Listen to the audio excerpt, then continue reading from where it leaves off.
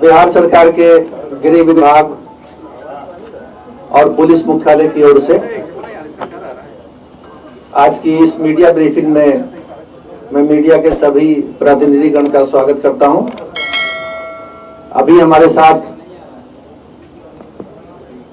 बिहार के पुलिस महानिदेशक श्री एस.के. सिंघल साहब मौजूद हैं।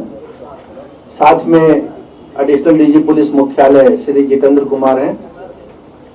और मैं आमिर सुभानी, अपर मुख्य सचिव गृह विभाग, आपको संबोधित कर रहा हूं।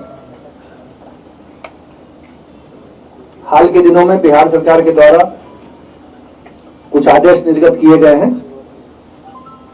उनकी व्याख्या आपके समक्ष करनी है। पहला आदेश जो गृह विभाग ने निर्गत किया है वो 25 जनवरी 2021 का है।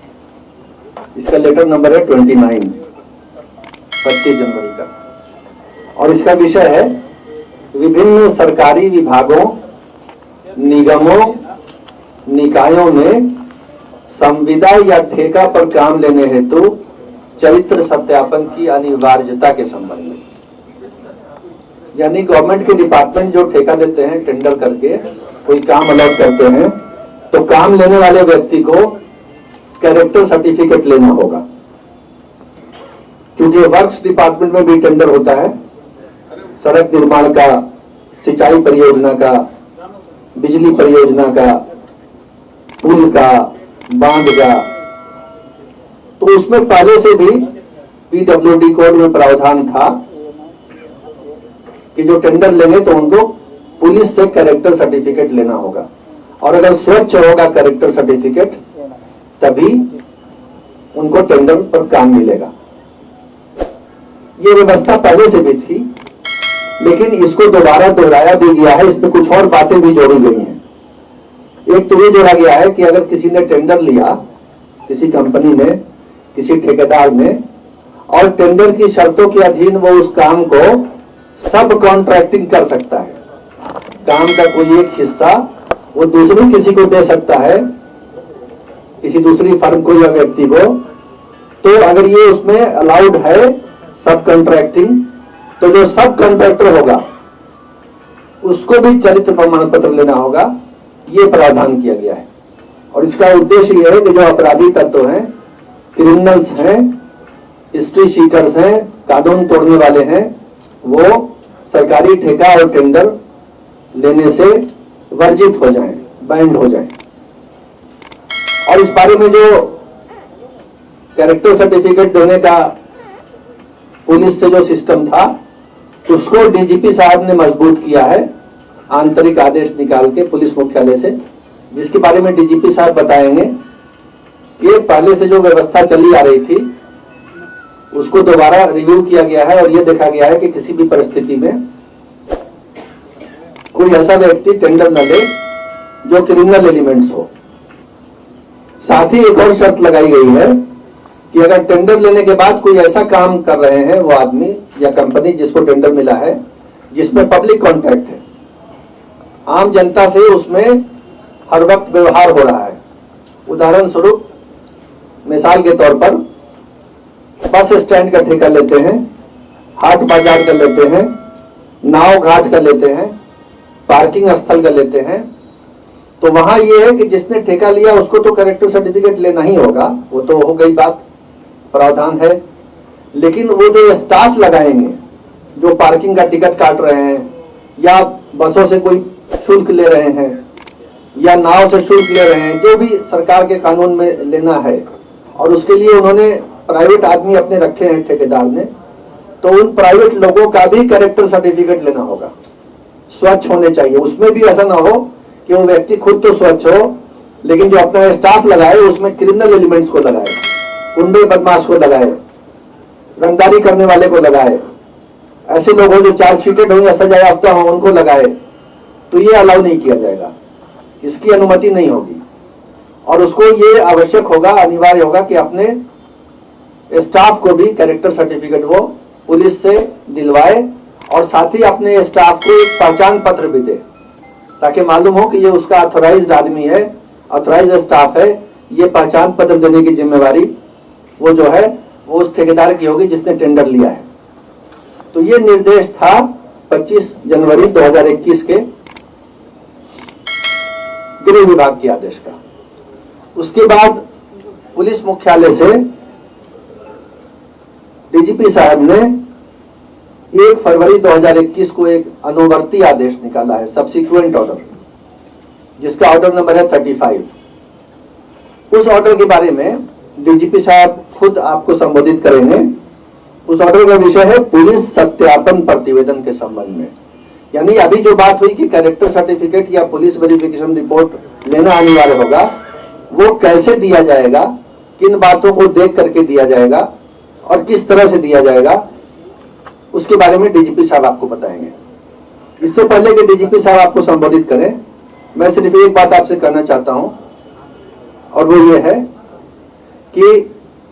लोकतंत्र में व्यक्तिगत स्वतंत्रता, पर्सनल लिबर्टी और नागरिक अधिकारों का, लोकतांत्रिक अधिकारों का बहुत महत्व है।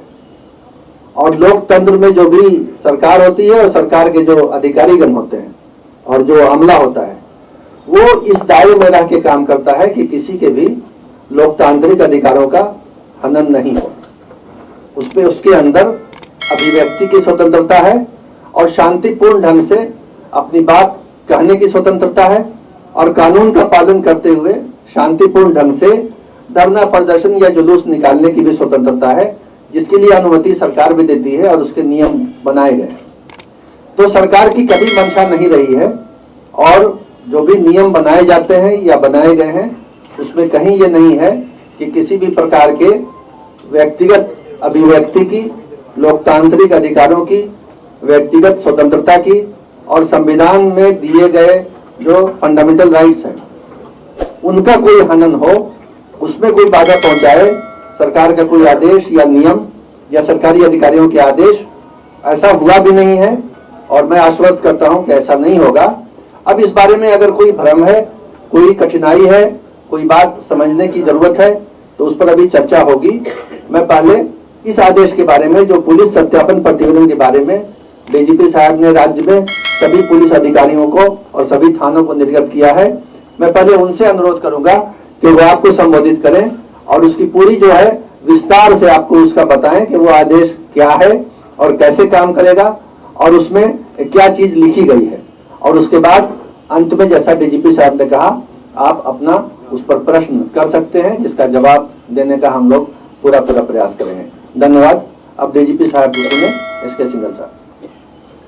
धन्यवाद सर। सबसे पहले मैं आप सबको ये अनुरोध कर रहा हूँ कि इसके अंदर बहुत सारे फाइन पॉइंट्स हैं, कुछ लीगल प्रावधान है, मैनुअल के प्रावधान है, ऑनरेबल सुप्रीम कोर्ट के गाइडलाइंस हैं। तो इन सब फाइन पॉइंट्स को, बारीकियों को आपके समक्ष रखने के लिए हमारे एडिशनल डायरेक्टर जनरल हेडक्वार्टर जो जितेंद्र कुमार जी हैं, वो पहले आपके सामने हर पॉइंट को क्लियर करेंगे। उसके बाद फिर आगे जो हमने आपस में चर्चा की है उसके आगे हम लोग बात करेंगे। धन्यवाद सर। सबसे पहले, जैसा अपर मुख्य सचिव गृह विभाग ने आपको बताया कि 25 जनवरी 2021 का जो परिपत्र है उसके बारे में, उससे पहले जो है आपको मैं सामान्य प्रशासन विभाग के 2006 और 2020 के पत्रों के बारे में भी जो है मैं आपको बता दूं, जिसमें ये अनिवार्यता है कि सरकारी नौकरी के लिए पूर्व चरित्र सत्यापन, पुलिस वेरिफिकेशन होना आवश्यक है। 2006 में ये रखा गया था कि जो भी कोई सरकारी नौकरी करेंगे उनका पुलिस वेरिफिकेशन होगा। फिर 2020 में, जुलाई 2020 में माननीय उच्चतम न्यायालय के सिविल अपील संख्या 18798/2017 अवतार सिंह बनाम भारत संघ एवं अन्य में माननीय उच्चतम न्यायालय द्वारा कई निर्देश दिए गए, जिनके बारे में हमने आपको अपने प्रेस नोट में भी रखा है। आप उस पर जो है पूरा विस्तार से अध्ययन कर सकते हैं। जिसके बाद सामान्य प्रशासन विभाग द्वारा निर्देशित किया गया कि नौकरी में ज्वाइनिंग से पहले ही चरित्र सत्यापन करा लेना आवश्यक है। तो ये जो पुलिस वेरिफिकेशन जो होना है, पूर्व चरित्र सत्यापन, ये ज्वाइनिंग से पहले ही पूर्ण करा लेना है। यानी कि एक टाइम बाउंड मैनर में हमें चरित्र सत्यापन प्रतिवेदन पुलिस को उपलब्ध करा देना है उन अभ्यर्थियों को जो नौकरी के इच्छुक हैं, सरकारी नौकरी के लिए हैं। इसीलिए ये आदेश जो पुलिस मुख्यालय से निर्गत हुआ, जो ये टाइम बाउंड मैनर में उपलब्ध कराना है और ठेके आदि में भी जो है अनिवार्यता रखी गई है, इसीलिए जो है एक टाइम बाउंड मैनर में उपलब्ध कराने के लिए पुलिस मुख्यालय द्वारा आदेश निर्गत किया गया, ताकि जो अभ्यर्थी हैं उनको अनावश्यक विलंब ना हो और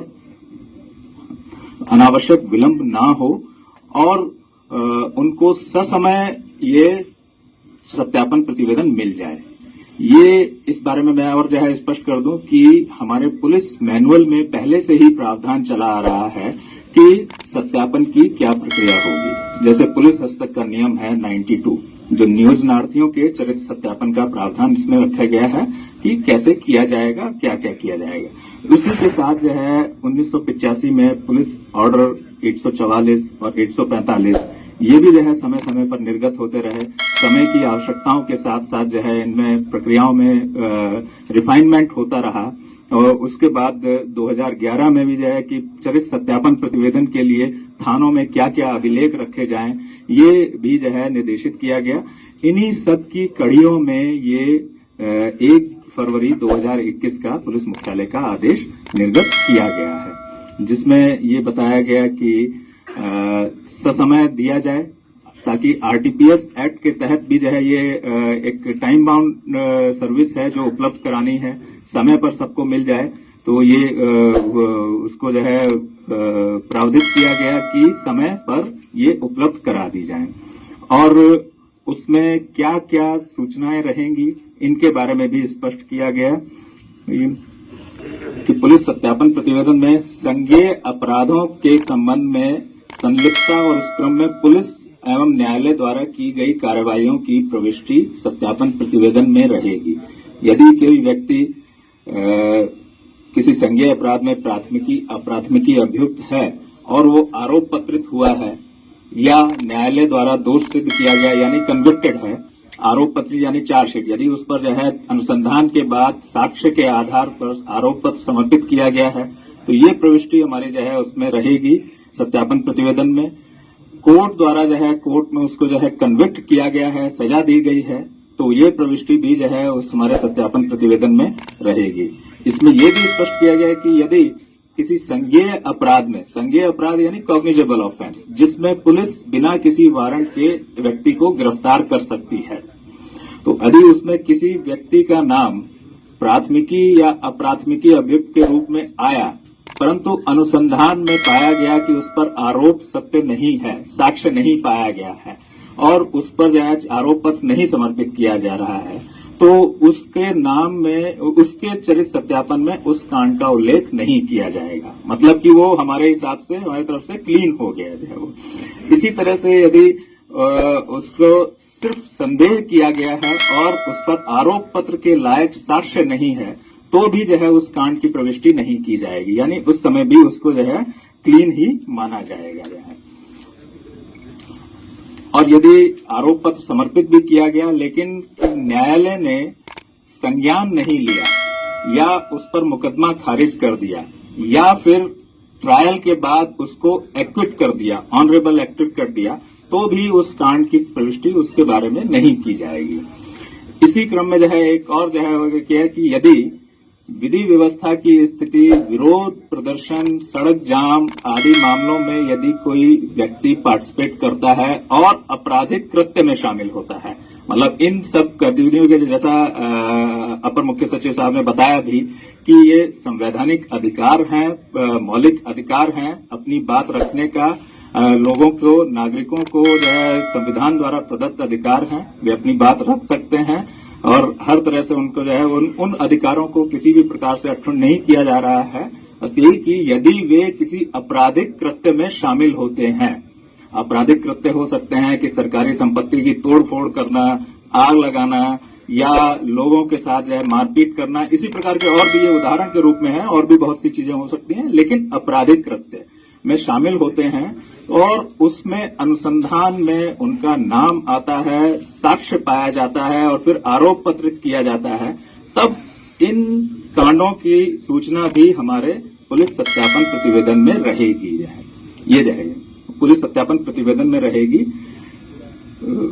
पुलिस सत्यापन प्रतिवेदन में इन सूचनाओं को भी रखा जाएगा। इसलिए कहने का मतलब यह है कि यदि किसी व्यक्ति ने कोई संज्ञेय अपराध किया है किसी भी प्रकार का और उसमें वो आरोप पत्रित हुआ हो या न्यायालय द्वारा दोष सिद्ध किया गया हो, वैसी प्रविष्टियां हमारे पुलिस सत्यापन प्रतिवेदन में रखी जाएंगी। धन्यवाद।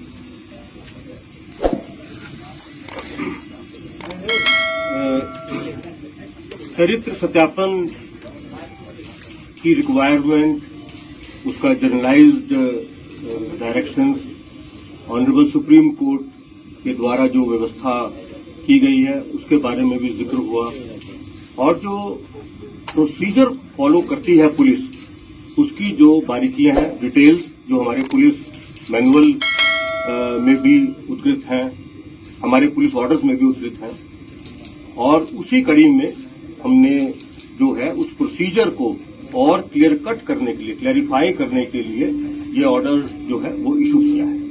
इसके अतिरिक्त एक चीज और ऐड करना चाह रहा हूं। पुलिस मुख्यालय के स्तर से एक और ऑर्डर निकला है बेल कैंसिलेशन का। तो बेल कैंसिलेशन का जो प्रक्रिया है उस प्रक्रिया को किस तरह से उपयोग में लाना है हमारे अपने अधीनस्थों द्वारा, पुलिस के तंत्र द्वारा, उसका विस्तृत जो चर्चा है वो चर्चा करके सबको डायरेक्शन इशू की गई है और उन डायरेक्शंस में यह भी बताया गया है कि किन किन परिस्थितियों में किस किस तरह के क्रियाकलाप में जब कोई जमानत पे आया हुआ व्यक्ति इंडल्ज करेगा तो उसके जमानत के रद्दीकरण का प्रस्ताव दिया जाएगा और किस तरह से वो उसका प्रोसीजर फॉलो होगा, उसका एक अलग से भी आदेश निकला हुआ है। मैं समझता हूं कि हमारे एडिशनल चीफ सेक्रेटरी साहब होम और हमारे एडिशनल डायरेक्टर जनरल हेडक्वार्टर्स ने जो मूल आज के दो बिंदु थे उस पर बहुत विस्तार से अपनी बात भी कही है और जो उसके क्लैरिफिकेशन संभव थे, जो कुछ भ्रांति यहां देखने को मिली थी, उन भ्रांतियों का भी उत्तर देने का प्रयास किया है।